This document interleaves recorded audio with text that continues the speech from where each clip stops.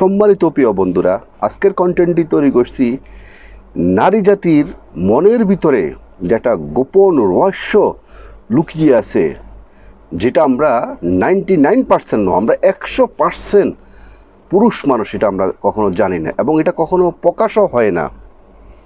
কারণ আমরা তাদের বাহ্যিক বিষয়টা দেখে আমরা সবসময় তাদেরকে বিচার করি।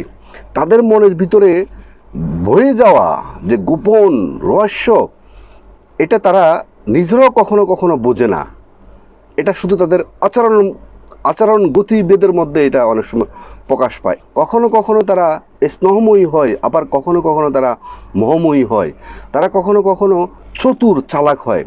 অর্থাৎ নারী জাতি হলো মানব জাতির সবচেয়ে বড় রহস্য। তাদেরকে এই পৃথিবীর কেউ কখনো তাদেরকে বিশ্লেষণ করে কখনো তাদের রহস্য কখনো ভেদ করতে পারেনি এবং ভেদ করতে কখনো পারবে না। একজন ডক্টর তার একজন পেশেন্টকে সার্জারি করে তার ভিতরে কতটুকু ইনফেকশন হয়েছে, তার কি অপোজিশন, সমস্ত কিছু বলতে পারে। কিন্তু একজন নারী জাতিকে কখনো কোনো সার্জারি করে বা কোনো গবেষণা করে তাদের এই গোপন রহস্যগুলো কখনো কেউ ভেদ করতে পারে না। এটা তাদের ন্যাচারাল ব্যাপার, প্রাকৃতিক ব্যাপার। কখনো কখনো এটা তারা নিজেরাও জানে না। তো চলুন তাদের গোপন রহস্য বিষয়গুলো আমরা আলোচনা করি। আজকের ভিডিওটি আমি কাউকে আঘাত করার জন্য নয় বা কাউকে বিভ্রান্তি করার জন্য নয়। আজকের ভিডিওটা আমি পুরুষ মানুষকে সচেতন করার জন্য এবং সচেতন করার পাশাপাশি আপনি যখন ওই নারীর গোপন রহস্যগুলা, তাদের মনোভাবনাগুলা যখন আপনি বুঝতে পারবেন, তখন আপনাদের মধ্যে সেটা বয়ফ্রেন্ড গার্লফ্রেন্ড হোক বা হাজব্যান্ড ওয়াইফ হোক, এই আপনাদের সম্পর্কের মধ্যে সুন্দর একটা সম্পর্ক বজায় থাকবে এবং আপনারা অনেক বেশি ভালো থাকতে পারবেন। একটি নারী যখন তার শিশুকাল থেকে যখন বাল্যকালে যখন পদার্পণ করে, তখন সে পুরুষের দিকে তাকিয়ে ভাবে, কেন পুরুষের কাছে যা যা আছে কেন নারীর কাছে তা নেই। শুধু শারীরিক পরিবর্তন নয়, শুধু শক্তির পরিবর্তন এবং ডিসিশন নেওয়ার মতো পরিবর্তন।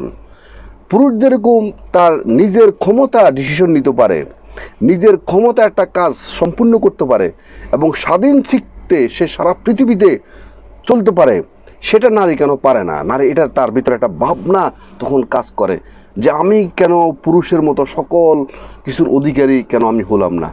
তখন থেকে তার ভিতরে একটা ঈর্ষা হিংসা কাজ করে, কিন্তু এটা সে কখনো এটাকে প্রকাশ করে না।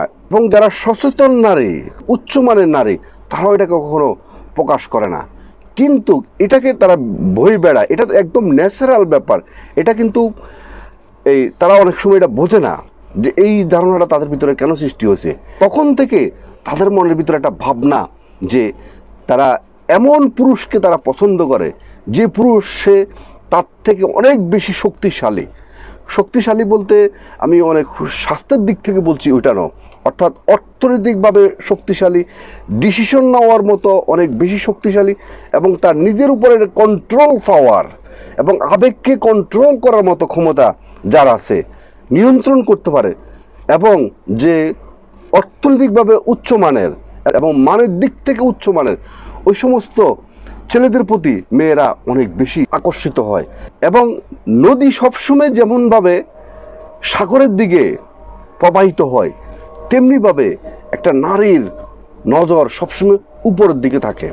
সে চায় যে তাকে কেউ প্রোটেক্ট রাখুক, তাকে কেউ পরিচালনা করুক, তাকে কেউ গাইড করুক। আবার তারা কখনো কখনো সেই গাইডকে তাকে নিয়ন্ত্রণ করে কেউ। সেই নিয়ন্ত্রণ যখন তার উপরে যখন চাপিয়ে দেওয়া হয়, তখন সে আবার এটাকে আবার সহ্য করতে পারে না।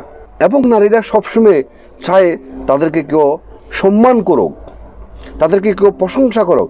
যখন একটা নারীকে কেউ প্রশংসা করবে না, তাকে সম্মান করবে না, তখন কিন্তু তার ভিতরে একটা হিংস্রর মতো একটা জিনিস কাজ করবে। সেটা হলো সে তখন চুপ হয়ে যাবে এবং কখনো কখনো জীবনের প্রতি নেগেটিভ সিদ্ধান্ত সে নিয়ে নিবে এবং খারাপ কাজ করা পর্যন্ত সে সিদ্ধান্ত নিবে। অর্থাৎ তারা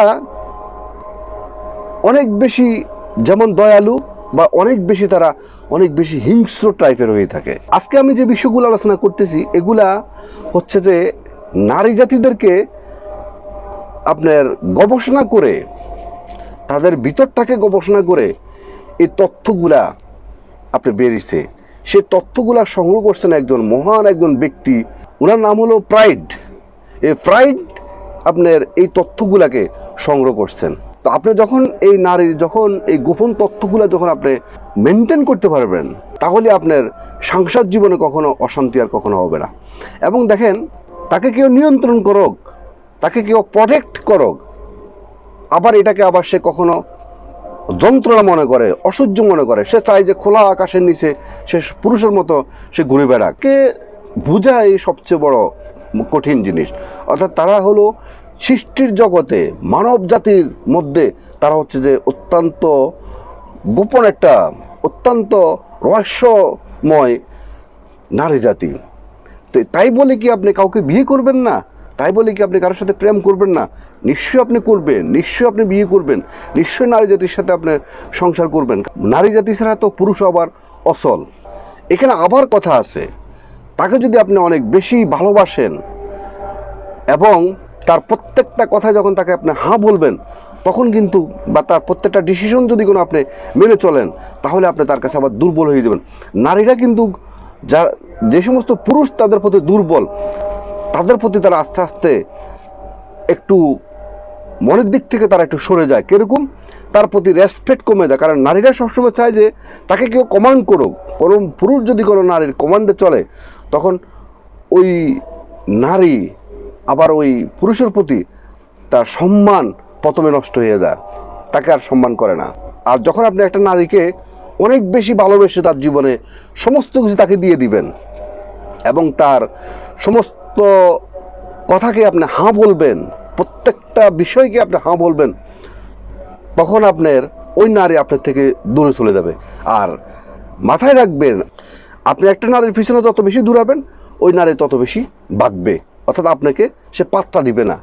অর্থাৎ আপনার পার্সোনালিটি আপনাকে সবসময় ঠিক রাখতে হবে।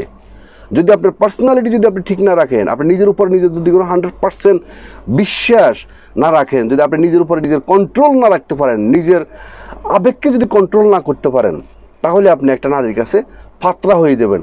আর কোনো ফাত্রা পুরুষকে কোনো নারী কখনো পছন্দ করে না। কারণ তারা ন্যাচারালভাবে পাওয়ারফুল ব্যক্তিকে তারা পছন্দ করে, যার নিজের উপরে কন্ট্রোল আছে, ওই সমস্ত পুরুষদেরকে তারা বেশি পছন্দ করে। এটা ন্যাচারাল ব্যাপার। তো সুতরাং আপনি নিজের পাওয়ার তৈরি করুন, নিজের আবেগকে কন্ট্রোল করার মতো সেই ক্যাপাসিটি তৈরি করুন। নারীর পিছনে আপনি কখনো দূরাবেন না এবং নারীর সমস্ত কথায় কখনো হ্যাঁ বলবেন না, মানে অর্থাৎ ইয়েস বলবেন না। যত বেশি আপনি ইয়েস বলবেন, তত বেশি নারী আপনাকে রেখে ভাগি যাবে।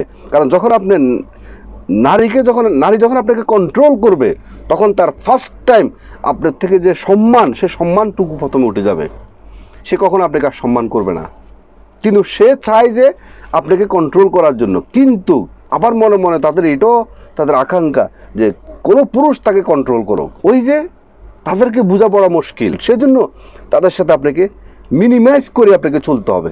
তাদের কন্ট্রোল কখনো যাবেন না এবং তাদেরকে আপনি অনেক বেশি কন্ট্রোল করতে যাবেন না। নারী জাতি আপনার থেকে স্বীকৃতি চায় না, সে চায় আপনার থেকে আধিপত্য। বুঝতে পারছেন তো? অর্থাৎ ওভারঅল কথা হচ্ছে যে একটা নারী কখনো কখনো চায় কেউ তাকে কন্ট্রোল করুক, আবার কখনো কখনো সে কন্ট্রোলের প্রতি সে বিরক্ত হয়।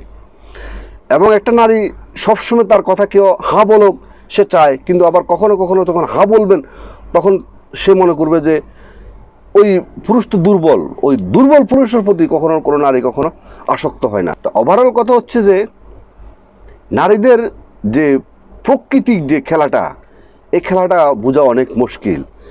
আপনার জীবন শেষ হয়ে যাবে কখনো আপনি তার প্রকৃতির খেলা, তার মনের কথাটা, মনের যে খেলাটা, এটা কখনো বুঝবেন না। কারণ সে নিজেও তো কখনো কখনো বোঝে না যে সে কেন এরকম আচরণ করে।